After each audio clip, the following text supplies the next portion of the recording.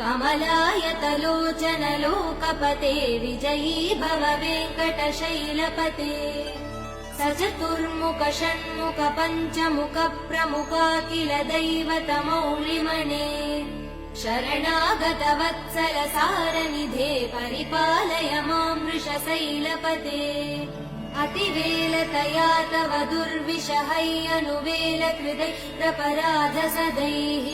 हरितं त्वरितं वृषशैलपते परया कृपया परिपाहि हरे अधिवेङ्कटशैलमुदारमते जनताभिमताधिकदानरतात् परदेव दया गदितान् निगमै कमलादयितान् परं कलये कलवेणुरवा वसगोपवधू शतकोटिवृतात् स्मरकोटिसमात् प्रतिवल्लविकाभिमदात् सुखदात् वसुदेव।